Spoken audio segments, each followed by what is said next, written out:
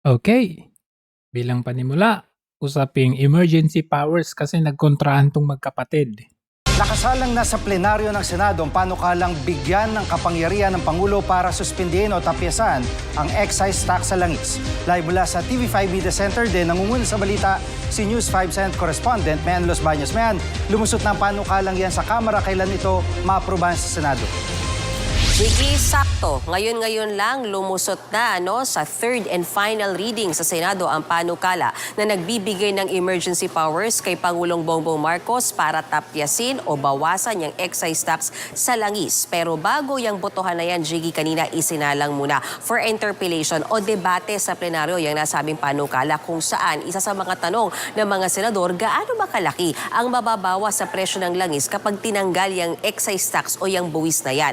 At ang sagot nga ni Senate Committee on Ways and Means Chairman Pia Cayetano, nasa more than 11 pesos per liter ang mababawas sa gasolina, more than 6 pesos per liter naman pagdating sa diesel. So ang sinasabi ni Senate President Pro Tempore Ping Lacson, hindi talaga ganun kalaki yung mababawas sa presyo ng langis. Kahit tanggalin yung excise tax na yan, considering yung laki nung itinaas ng presyo nung krudo simula pa nung nakaraang linggo.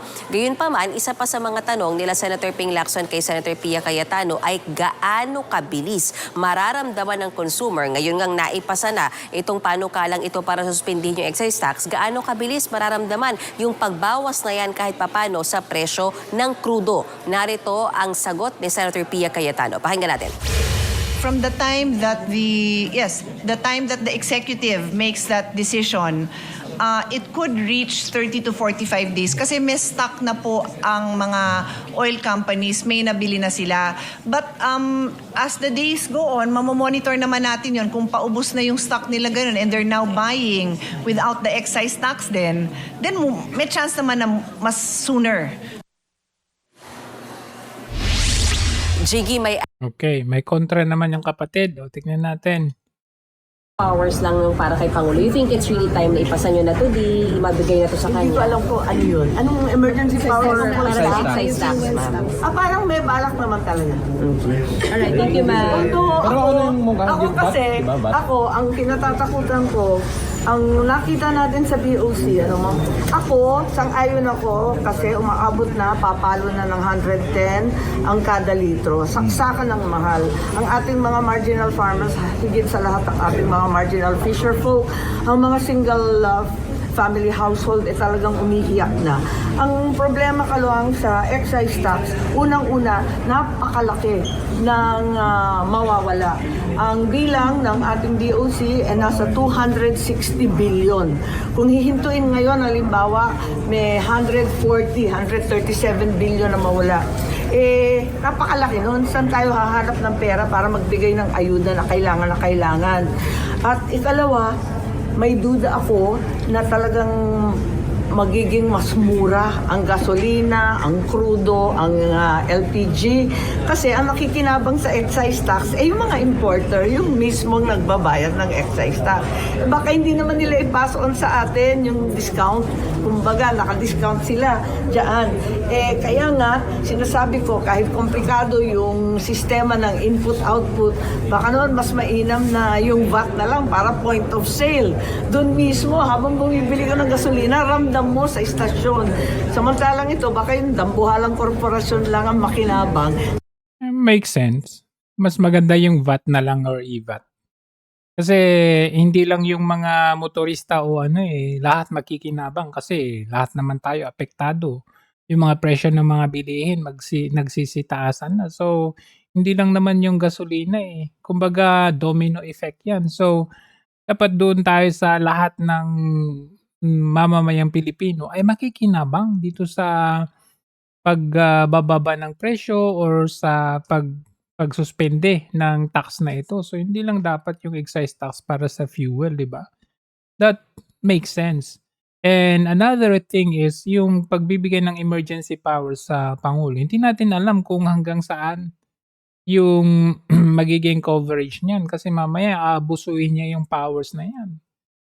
So anyway, in connection to the topic natin, talaga nga naman makikita mo talaga na epal itong si Marcos Jr. na ito. Kasi siya yung nagsasabi na, "Oh, bawal yung epal. Hindi na po pwede yung epal na yan." Pero siya na rin naman mismo ang gumagawa ng kaepalan. Kagaya nito, 'di ba sabi niya, "Oh, ito nakikinig tayo nung March 8." Ito lang yung kanyang sinabi, Na makita namin ang comment section dahil sa dami ng suggestion ninyo. Tama lang, naihiyag ninyo ang inyong mga saloobin at wala ring malaki o maliit na hinaing, lahat po yan ay problema basta pabigat sa pamumuhay ng tao. At nandito Wow, naman kami galing. para makinig at aksyonan ang mga bagay-bagay na yan. Basahin natin ang ilan sa inyong mga suggestion. Mula kay Geraldo Buena, Mr. President, yung mga senior citizen natin kapag binibigyan ng ayuda, bakit naman po kailangan pang magpunta sa court at paghihintay pa na matagal bago ibigay ang anumang pinagkakaloob sa kanila? Madalas Ano yan covered court or basketball court kailangan pang hintayin yung politiko na dumating dahil isa-isa pang silang magsasalita sa harap at paulit-ulit lang naman na ipinapakilala ang kanilang mga sarili. Nakakarindi sa panindinig ito. Pwede bang tapusin na ang ganyang kalakaran? Sayang ang tanggapan ng barangay kung hindi sila pwedeng gamitin upang ihatid sa bawat bahay ang benepisyaryo ang ayuda para sa kanila. Alam nyo po, basta't ito ay mga programa ng national government, ang mga speech at iba pang pang-epal bago ng distribution, hindi na po pwede yan. Hindi pwedeng gamitin ang government services sa pamumulitika o pagpopromote ng sarili. Nakasaad na po ito sa DILG Memorandum Circular at kabilang rin sa provision ng GAA kung paano dapat gamitin ang pondo ng bayan. Bawal na po sa distribution ng tulong na nanggaling sa national government. Sa Wow! And then, a few moments later, tignan ninyo.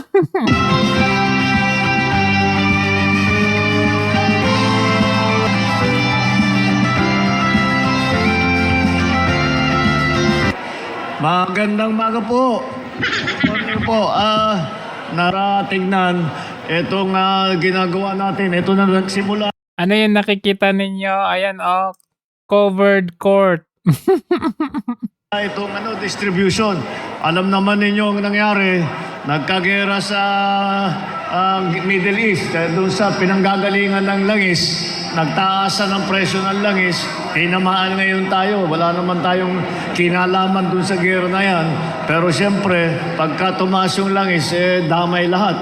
Kaya itong ginawa natin, nagsimula ngayon today, para sa lahat ng mga tinamaan, lalo na yung mga transport workers, kayo mga tricycle driver, pati yung lahat ng nagpapasada, lahat sa mga transport. So, siya pala yung pinatutungkulan doon sa comment na yon.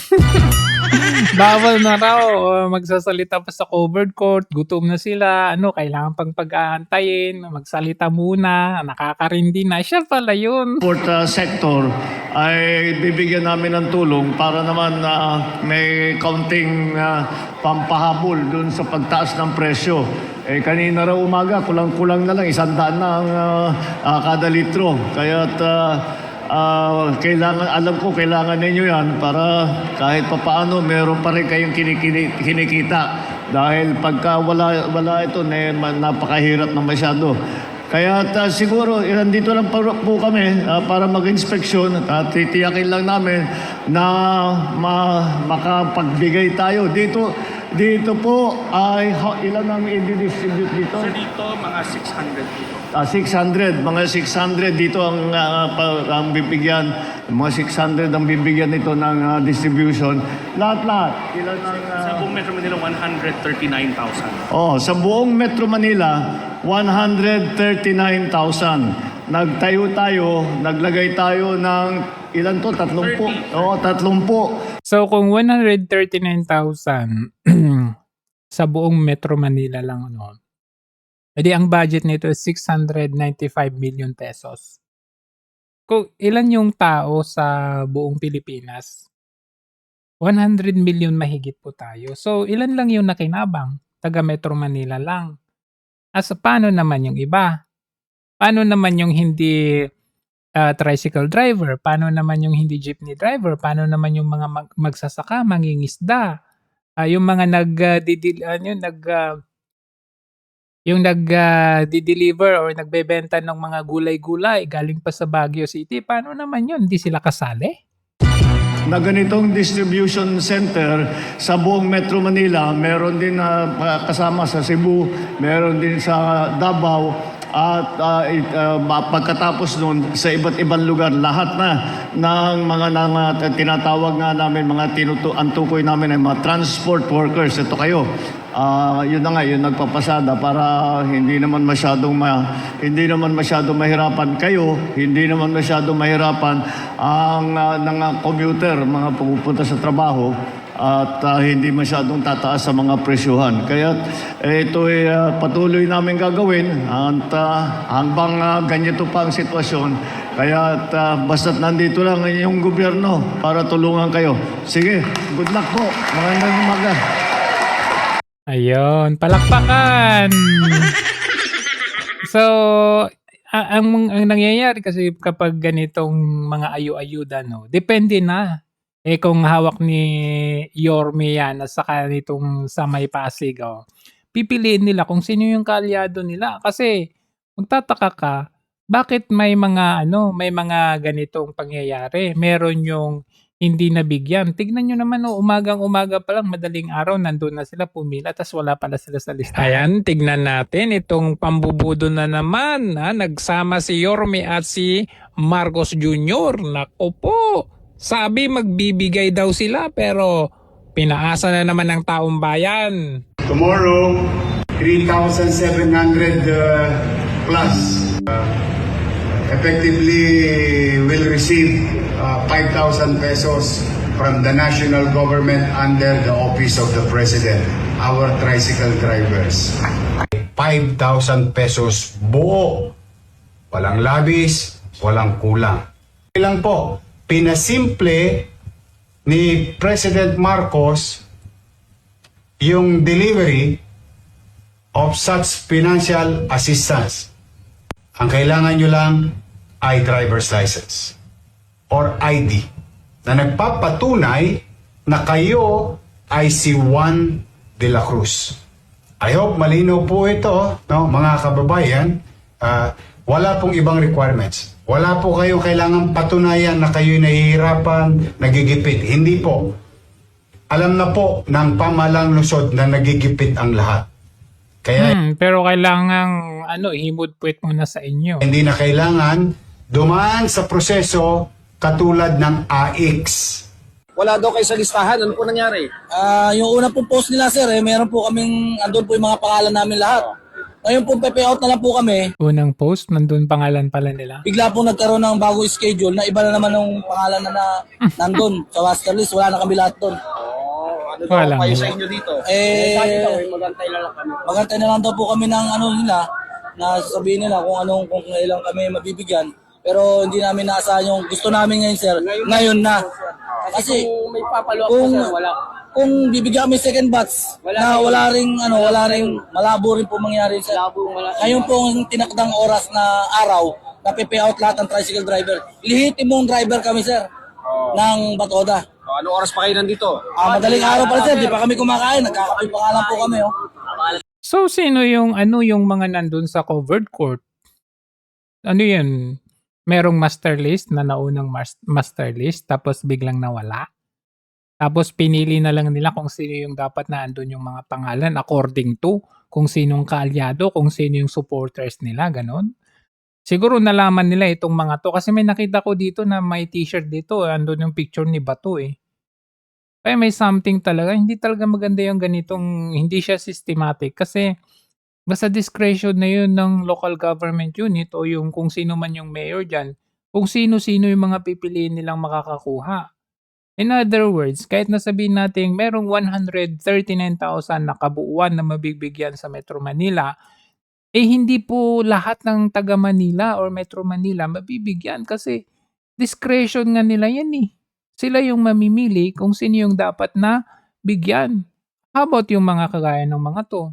Don't tell me, ano naman ang purpose ng mga to na maninira lang sila or mag-iimbento sila? Nakabalandra yung mga pagmumukha nila kung tutuusin. Nagagawa lang sila ng syempre si Yorme pa, aanuhin niyo yung mga yan. Yung ang pinatay yung kanyang security aid, ayun, nahuli na, di ba? So may kalalagyan ka kapag ikaw ay iimbento ng kwento. Paano naman ang mga ito, 'di ba? Yan yung hindi maganda sa ayu-ayuda na yan.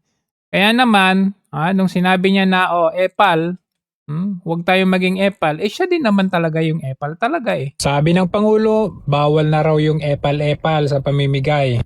Yung mga senior citizen natin, kapag binibigyan ng ayuda, bakit naman po kailangan pang magpunta sa court at paghihintay pa ng matagal bago ibigay ang anumang pinagkakaloob sa kanila? Madalas, kailangan pang hintayin yung politiko na dumating dahil isa-isa pang silang magsasalita sa harap at paulit-ulit lang naman na ipinapakilala ang kanilang mga sarili. Nakakarindi sa panindinig ito. Pwede bang tapusin na ang ganyang kalakaran? Sayang ang tanggapan ng barangay kung hindi sila pwedeng gamitin upang ihatid sa bawat bahay ang benepisyaryo ang ayuda para sa kanila. Alam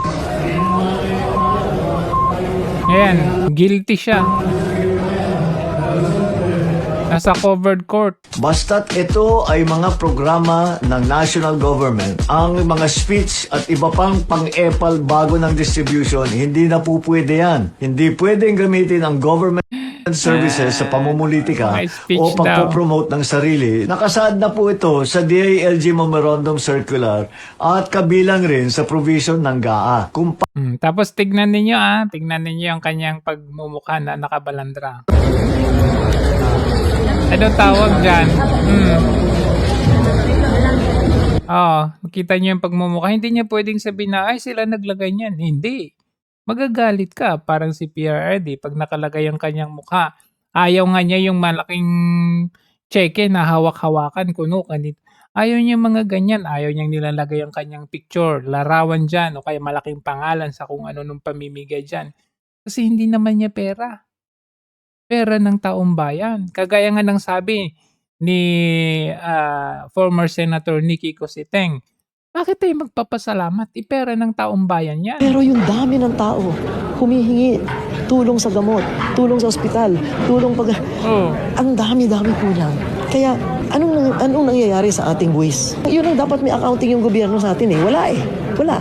Hindi mo masabi. Paano mo sasabihin para sa kalusugan? Punta ako sa ospital, wala akong mapapala. 6 kami sa isang kama. Ang iniintay ko, minsan 2 oras, 3 oras, hindi pa ako makakita ng doktor. So anong klaseng serbisyo yan? Isang kontratista lang, 300 bilyon ang nawala eh. O, di ba? Bakit tao ang magpapasan nitong buwis na to samantalang nung nandyan ang pera, hindi tao na kinabang? Di ba? 5,000 pesos. Kunyari, 5,000 pesos ang bibigyan mo ng ayuda. 20 million people. Gaano katagal yan? Uutang ka na naman para ibigay mo as ayuda? Isipin natin yan. Maaaring sobrang dami ng zero, hindi na natin pinapansin. Pero tayo pa rin na magbabayad yan. Ayuda binibigay sa iyo ngayon. Babayaran ng anak mo yan. Hindi libre yan. Huwag natin gamitin yung ayuda bilang sandata para yung tao hawak sa leeg. Para pagdating ng halalan, uy, iboto mo ako tanda mo nagbigay ako ng ayuda. Hindi pwede yan eh. Dahil yung ayuda na binibigay mo ngayon, babayaran din niya yan. Huwag natin lolokohin yung tao. Pero yung dami ng tao. Ngayon na nga ang hindi maganda yan eh. Tingnan nyo nga, kaipalan niya talaga. May mga mukha siya dyan. Unang-una, ang sinasabi, may mga ini-interview sila na nabigyan dyan. Maraming salamat, Marcos, Pangulong Marcos, kasi bakit? Hindi naman niya pera yan. Unang-una, uutangin nila yan kung hindi man kinuha nila sa pera ng taong bayan, sa budget yan. Like for example, 139,000 na mabibigyan daw ng buong Metro Manila. Multiply by 5,000, that's about 600 plus million pesos. So, saan nila kukunin yan? Sa pera natin. Pera ng taong bayan. Ngayon, kung inutang man yan, sino magbabayad? O di walang iba, kundi yung mga anak natin. Kung hindi man, tayo din na magbabayad. Tingnan nyo yun, Ano yan? Pagmumukha. Laki-laki ng pangalan.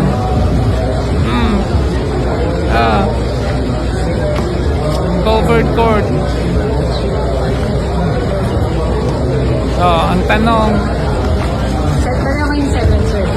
Ang tanong, sino yung epal ngayon? Pinagsasabihan na bawal na dahil daw epal yan, anti-epal. Ngayon, sino yung epal ngayon? O di siya. Anyways, ayan.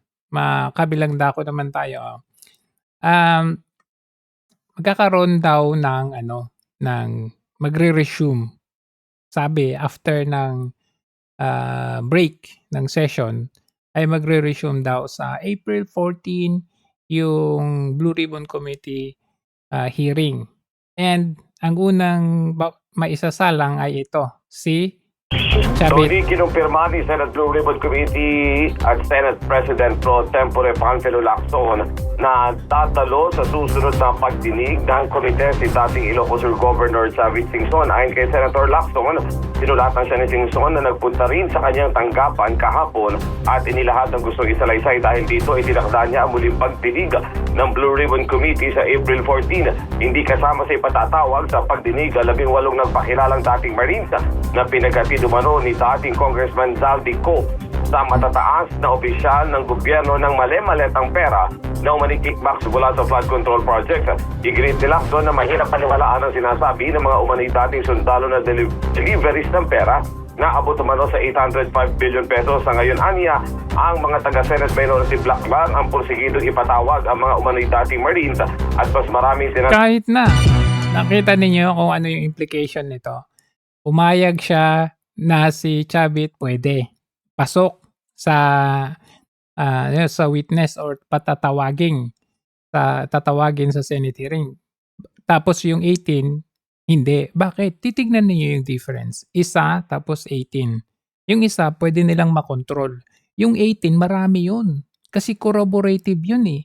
Kaya nga ang ginagawa nila, gusto nila magkaroon sila ng tag-iisa-isang affidavit, hiwa-hiwalay na affidavit para makontrol nila.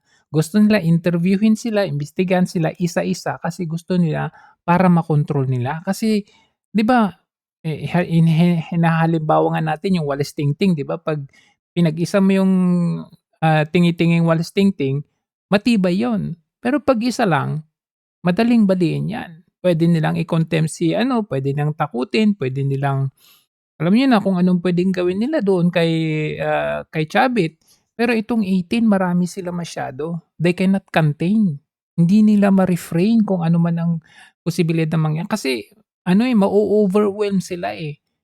So, halatado talaga na ayaw nila yung 18. Kasi yung 18, pinaka-immediate yun na naging tao ni Zaldico na connected din kay Martin Romualdez.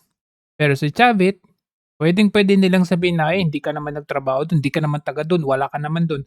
Di ba ganun lagi yung logic nila? O wag ka magsalita kasi wala ka naman doon. Wag ka magsalita ng ganyan kasi hindi ka naman involved, wala ka naman doon, hindi ka naman tao, hindi ka naman taga doon, hindi ka naman nagtrabaho doon. Ito kasing 18 Marines, sila ay nandun. Sila ay trabahador. Sila ay security bodyguard ni Zaldico. Ibig sabihin, sila yung pinaka-immediate and effective na witness. Kasi sila mismo yung involved na nagdadala ng mga mali-malita. Si Chavit, kahit may hawak si Chavit na like for example, kahit ipasok mo si Leviste, may hawak siyang dokumento. Pwede nilang sabihin na, may hawak kang dokumento. Wala ka naman doon. Nandun ka ba? Di ba? Ganun yung difference eh. Madali lang nilang i-dismiss ang si Chavit. Pero yung 18 Marines, hindi. Zaldico, magtaka kayo bakit hanggang ngayon wala. Hindi mo malaman kung saan na ang tahimik na, wala na siya doon. Sabi niya may mga susunod pa siyang mga pasabog pero hanggang ngayon wala na. Bakit? Kasi siya mismo yung involved. Siya mismo yung itinuturo nila na mastermind. Yung John Paul, saka Mark Texay, John Paul Estrada, saka si Mark Texay, nasan yung mga yon? Hindi natin alam kung itinatago nila, kung na-offeran na yung mga yan, kung specially treated na yan, mga as VIP. Kasi kapag yan ang mga lumabas, delikado sila. Bakit? Sila mismo yung involved eh. Sila mismo ang nagdadala, sila mismo ang tao ni Zaldico. So that is the difference. Kaya nakita ninyo kung paano pinagbubuhol-buhol ni Lacson na hindi pwede, walang credibility yung mga yan. Kung ano-anong ginagawa nila, nagtutulungan. Pati yung ayan, asan na yun? Ayan, ombudsman. Diba? Can you give us updates sa 18 Marines? Baka na may development. Nagtutulungan. nagbigay ho tayo ng request sa kanilang abogado, si Atty. Levy Baligod, na mag-submit ng 18 na separate affidavits. Ang dahilan doon is, syempre, gusto Ngayon, kasi dati sabi nila ito makikita mo talaga yung pattern eh. I-play lang natin itong mga kagaya nito ni Ombudsman, no? Play na lang natin. Makikita nyo talaga yung pattern. Kasi noon, nung nagsalita halimbawa, example na lang si Gutesa, wala, mag-isa niya lang yan. Hindi na, walang corroborative, walang isang witness or another witness na nagsasabi ng the same thing as them. Maalala ninyo yung unang mga nagsalita, si Diskaya, yung Diskaya couple. Sabi nila, walang nagko-corroborate. Lumabas yung mga Henry Alcantara, kulang pa daw. Di lumabas yung Yusek Bernardo. Nagsalita yung Yusek Bernardo. Tapos, kulang pa rin. Lumabas yung Gutesa. Sinisiraan nila si Gutesa. Lumabas yung Zaldico kasi dati si Zaldico protektado nila. Ngayon, ginawa na nilang mastermind si Zaldico kasi nung lumabas na si Zaldico, yun na yung pinakamin na nagko-corroborate doon sa mga pinagsasabi nila Diskaya, Henry Alcantara, Yusek Bernardo. 'Di ba? So nung napatahimik nila si Gutesa, wala naman si Zaldico, nawawala yung Mark Texay, at saka si John Paul Estrada, nawawala yung mga yon. Biglang lumabas naman itong 18 na Marines. Paano na nila lulusutan yan, di ba? Be distributed across all law libraries in the country so that it's a reference point for investigations of this nature because it's a primary source. Remember that what they do as investigating it under the auspices of diba nakikita niyo, napansin niyo kung paano sila nagtutulungan, yung mga ombudsman, okay? Like for example, ayan, kita nyo naman si Gutesa, lumabas si Gutesa, si Gutesa, yan, sinabi ni Gutesa. Sa mga sakyang patungo sa Horizon Residence, Taguig. Pagdating sa Horizon Residence, dumidiretso kami sa basement upang maibaba ang nasabing basura at dalhin sa unit ni Congressman Zaldico sa 56th floor sa nasabing lugar kung saan siya nakatira. Zaldico, pinangalanan niya. Tapos itong si Okay, so John Paul for the Estrada. record, andito po yung litrato nung binabagit na si Paul. Ang palyado nito. John Paul Estrada. John Paul Estrada, di ba? Yes, Your Honor. Sige. Thank you very much. Minention yan ni Gutesa. Sino pa? Yung isa, ito, si Mark Texay. Sa kanya, bukod sa'yo. Dito? Wala. Hindi pa lumalabas si Bernardo dito. Nabanggit kasi ni Engineer Alcantara rin dito Sa salaysay mo nabanggit ni Henry Alcantara. Ibig sabihin, corroborative sila.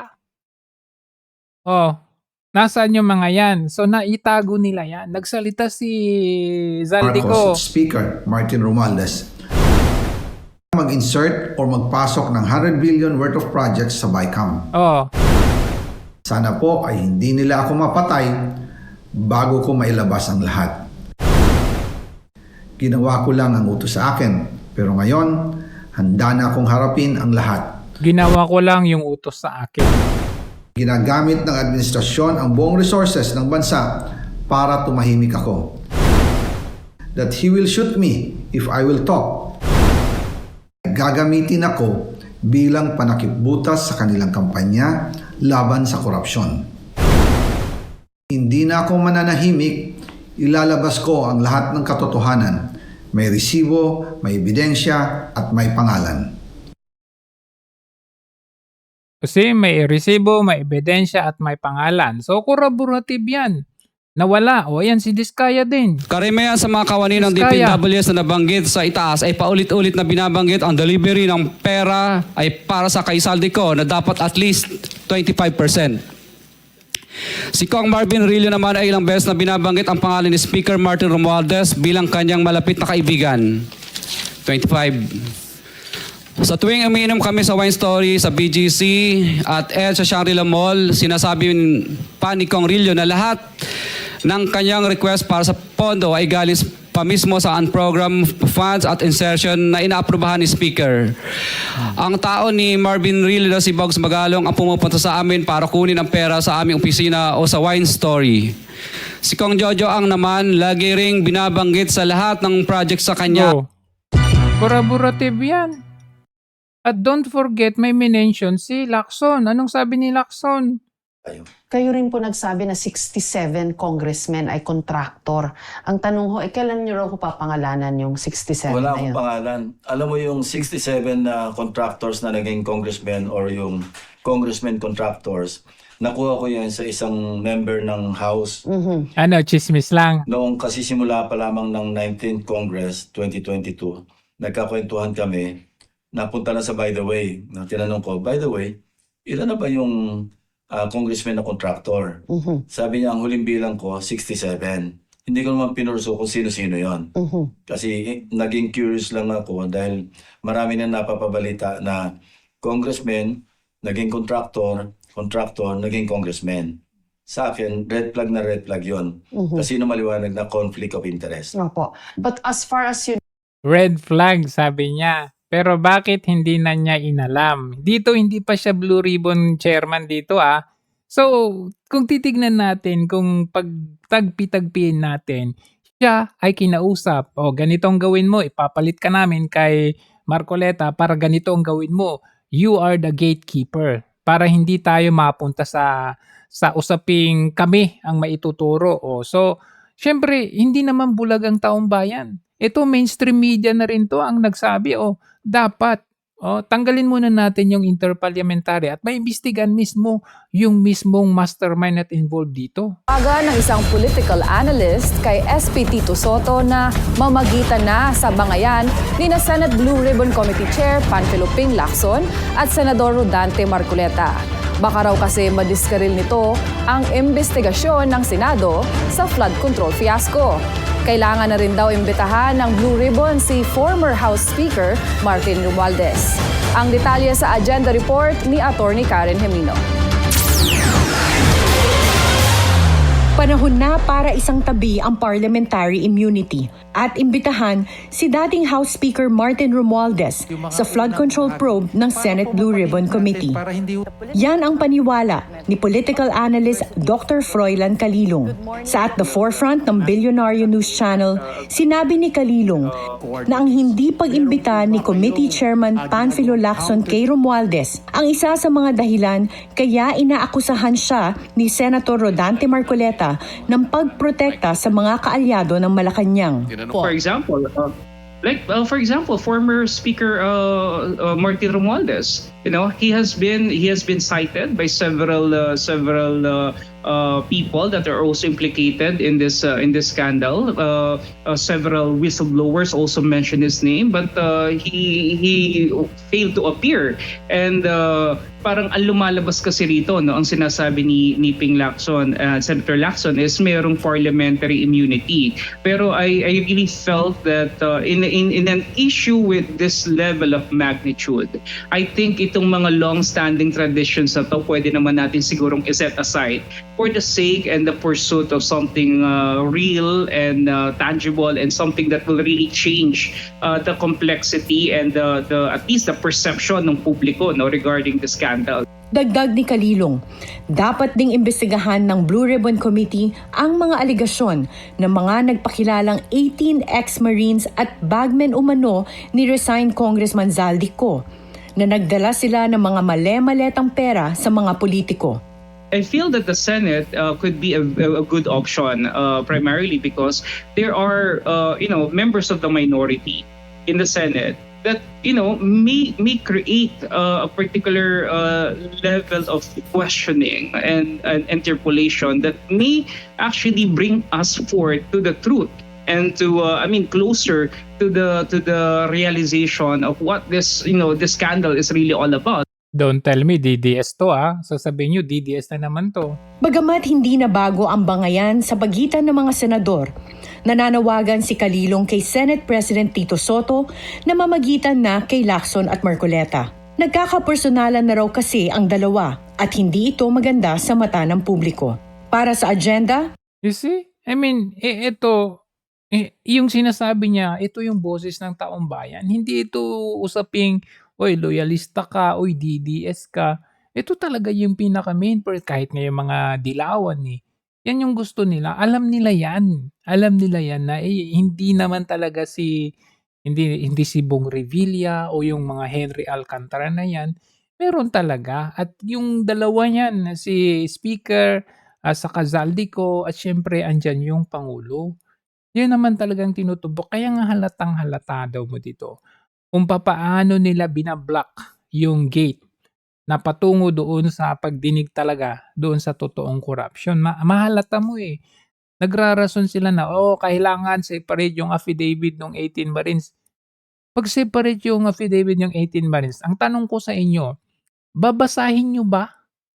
Kung 18 Marines, biruin ninyo, 18 Marines, kung ilang pages per Marine yan. Halimbawa, sabihin na natin, merong yung affidavit niya, 50 yung pages niya. O kaya sabihin mong 20, multiply by 18. So, ilan na yun? Babasahin ba nila yan?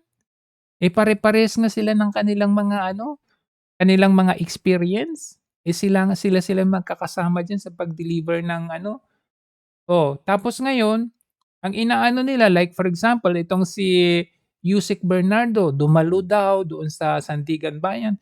Baka si Bernardo lang. Humarap ngayong araw sa Sandigan Bayan si dating DPWH Undersecretary Roberto Bernardo para dumalo sa pagdinig ng maanumalyang flood control projects. Dito isinalaysay at inisa-isa ni Bernardo kung paano siya nakatanggap ng pera kay dating Congressman Zaldico. Zaldico. Rod Lagusad sa sentro ng Balita Live. Paano si Martin Romualdez? Sa pagsalang ni dating DPWH Undersecretary Roberto Bernardo sa nagpapatuloy na pagdinig ng Sandigan Bayan kaugnay ng flood control projects ay idinatali nga ang mga perang kanyang natanggap umano mula kay dating Ako Bicol Representative Zaldico.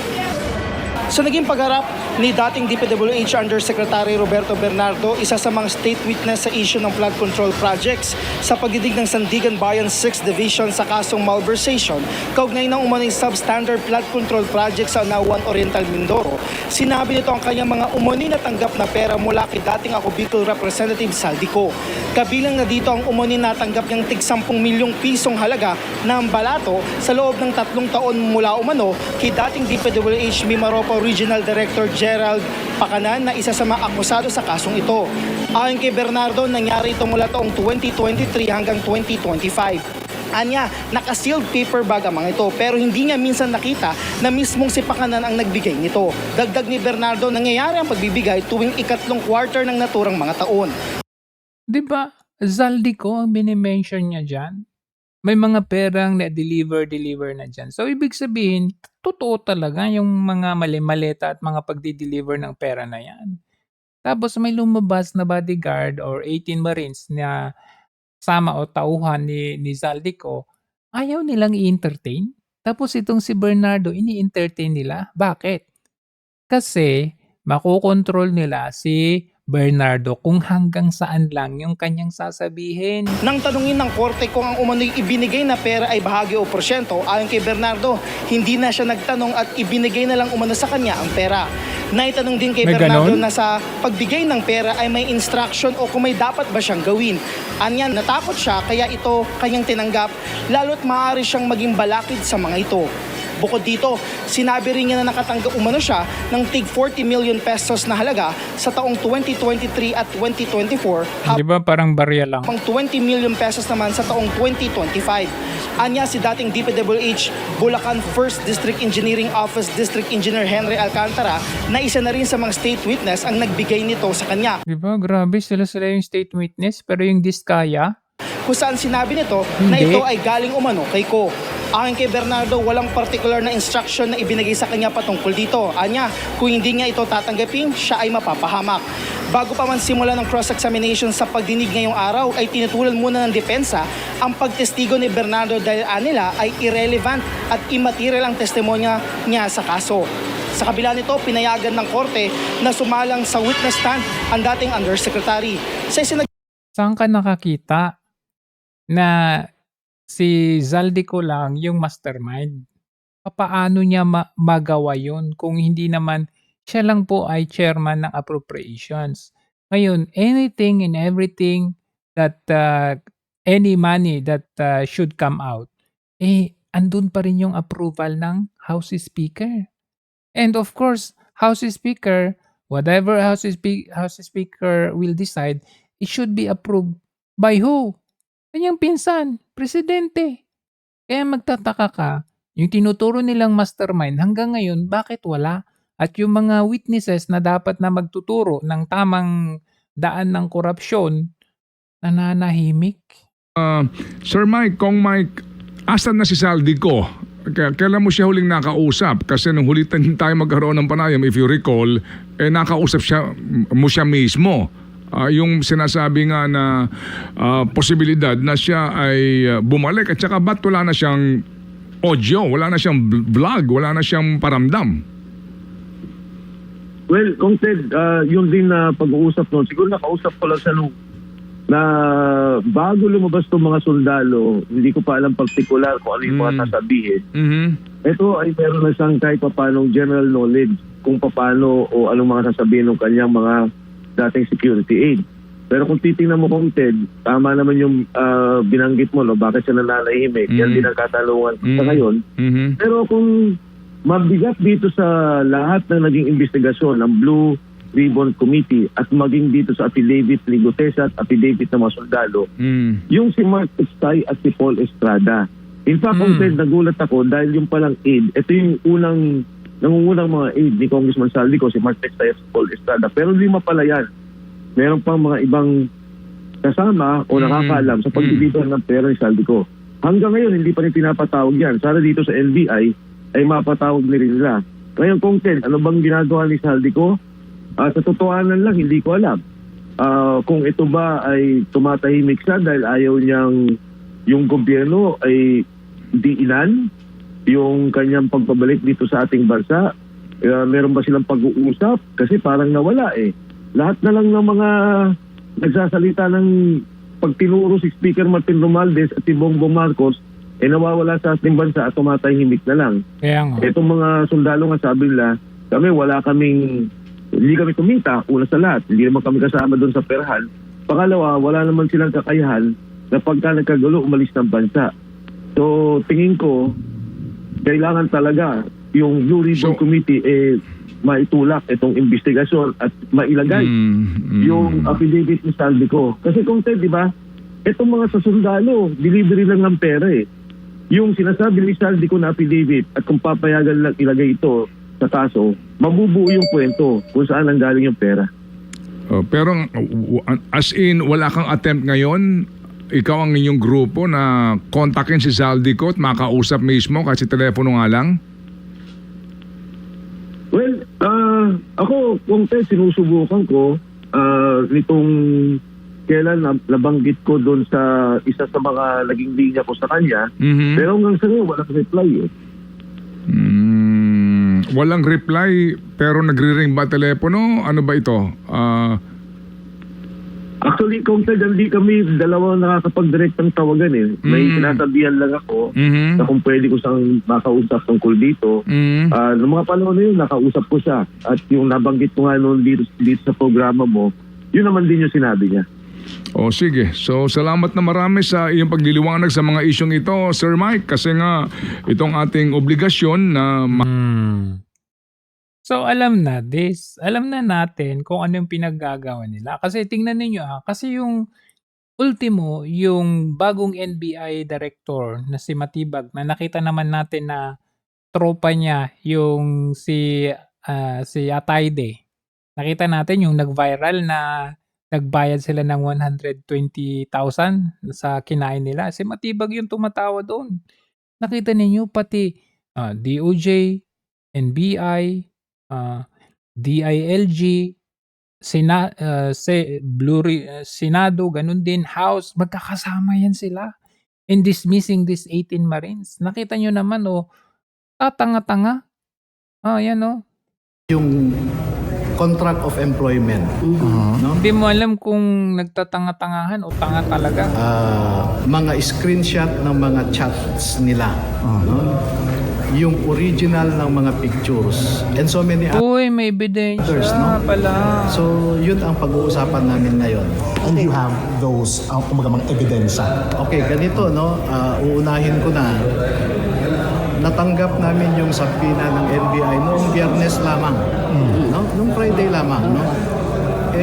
Yung iba umuwi sa mga kanilang bahay, no? Ngayon, yung contract of employment na hinihingi nila, ang problema namin, wala na dito si Saldico para mag-issue ng certification na empleyado sila. So, ang secondary evidence namin ay yung kanilang mga identification cards. Diba? Pero nung tinerminate sila, pinasurrender ang kanilang mga identification cards. Pero meron kaming mga litrato ng identification cards. Okay. So yun muna. Attorney, sorry, last question. Totoo bang hindi direkta binigay yung mga luggages sa mga taong involved? Kasi wala daw direct na pagbigay do sa mismong taong inaakusahan na pinagbigyan ng mga politicians. Yung iba. Pero yung iba, personal. Halimbawa, si Secretary Pangandaman. Siya mismo ang tumanggap Pumunta siya sa basement 3 ng Horizon Homes. Siya mismo ang tumanggap. So, hindi totoo yung hindi direkta, no? May evidence tayo niyan, sir? May evidence. Sir, may evidence tayo against Pangandaman. How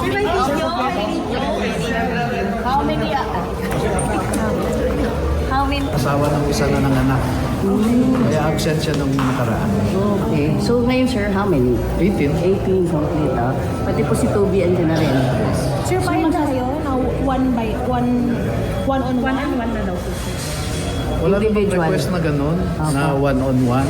Individual, Pero i-clarify ko lang, no, last 12 March, no, yung sinasabi ni Director Matibag na hindi raw namin pinayagan ang one-on-one o pagtatanong, hindi totoo yun. Halos 3 oras nga yung tanungan nila. Yung sinasabi ni Attorney Topacio applied only to his own client, si dating Congressman Mike Defensor, na tinanggihan nila yung isa-isa. Pero yung sa 18 Marines, pumayag ako. Kasi wala naman tayong itatago. So, almost 3 hours yun na tanungan nila. Background check lang daw, sir. Gumagawa lang kasi sila ng issue para ma-discredit talaga itong 18 Marines. Pero gagaya ng gagawa sila ng kwento na ayaw nilang maghiwa-hiwalay na imbestigahan, pero pumayag naman talaga sila. So, gusto nilang i-picture sa media or sa public na ayaw nila yung request ng mga DOJ or NBI, pero nagko-comply naman sila. Like for example, nag-subpoena sila. O ayan, pabalik-balik nga sila. Contract of employment. Muling humarap. Ayan, muling humarap yung mga So NBI sabi na ko, yan. ang mga 18 Marines na pumili ng sarili nilang abogado na gusto nila. So I think, pero dahil sinabi mo yan, ako may doubt ako na sinabi niya yan, ha? Dahil alam ko na abogado siya. Dapat din daw po kasi kayo, sir, may abogado since sinabi na rin daw po kasi kayo, sir. Wala naman tayo sa korte. Kung nasa korte ka, it is advisable kung abogado ka na magkaroon ka ng sarili mong abogado pag nasa korte. Sa ganitong investigasyon, walang ganong rule, no? In fact, maski abogado ka sa trial stage, you can read the entire rules of court. Walang magsasabi dyan na dapat magkaroon ako ng sarili kong abogado. Pero for practical reasons, unwritten rule yun sa aming mga abogado na kung ikaw ay nasa korte, kumuha ka ng sarili mong abogado. Pero that is an unwritten rule. At moving forward na lang yung pakay natin today, just a quick recap na lang. Ang hiningi sa amin ng NBI, masyadong malapit. Ang hiningi sa amin ng NBI. Okay, so ayan na po yung ating coverage for today. Mahahalata mo talaga ang ginagawa nila dito sa 18 Marines kasi unexpected nila talaga. Akala nila si Gutesa lang. Akala nila mapapatahimik nila si Zaldico. Lumabas itong 18 Marines. But anyhow, sige, tignan natin kasi sinasabi ni Ping Lacson na magre-resume daw yung Senate hearing dito nga sa flood control sa April 14. Ang hindi lang natin sure kung ipapasok itong 18 Marines kasi kung si Chavit Singson lang at kung sino man lang na pili at controlled nila, wala din mangyayari.